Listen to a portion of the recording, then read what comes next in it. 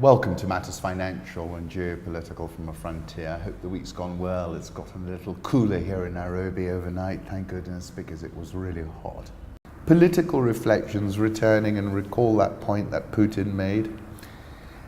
He's talking of promising an asymmetric response to the deployment of intermediate range nuclear weapons in Europe, saying Russia would target decision-making centers. And Jim Scuto, who's tweeted, said, read, Russia would target America. October 2015, after the intervention at Unga and the intervention in Syria, I said Putin is a geopolitical grandmaster.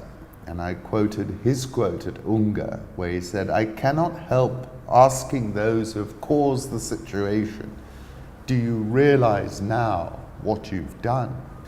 I said he fancied himself the flycatcher and Syria the fly trap, and that the speed of execution confirms that Russia is once again a geopolitical actor and will have to be considered. I called it a breathtaking rebound.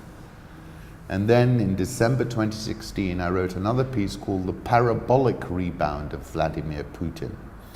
And I said he's proven himself an information master, and his adversaries are his information victims. And I think that speaks to the sophistication of his hybrid warfare strategy, because you've got to go back to Surkov, who's put him on top of this whole information warfare battle. And I also said, though I think I was exaggerating slightly, but not much, that he is the intellectual father figure of the new zeitgeist that propelled Brexit, Le Pen, the Five-Star Movement in Italy, Geert Wilders in the Netherlands.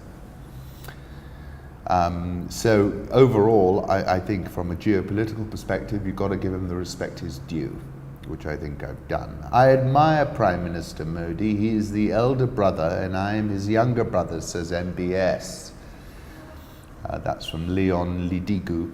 And he's obviously turned his face east to try and fight off the issue around the death of Khashoggi.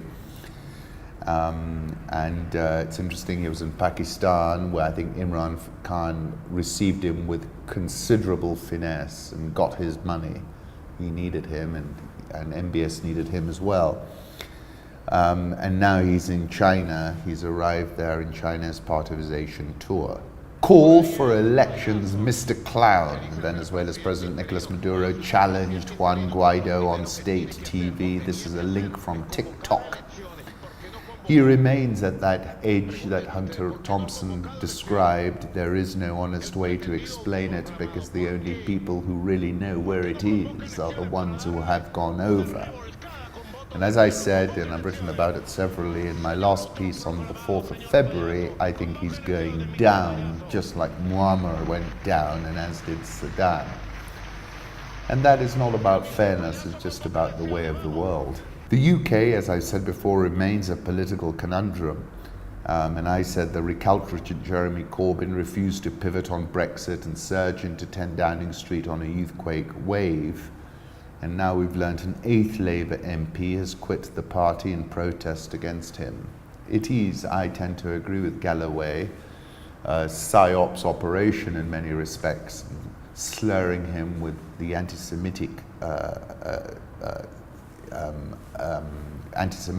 label, but essentially I don't think he is. He's anti-Israeli, and that's a very different thing. And I think what's interesting, in all these years of following this issue, this is the first time the issue is really beginning to percolate to the surface. It's being assisted, admittedly, by the young democratic politicians as well.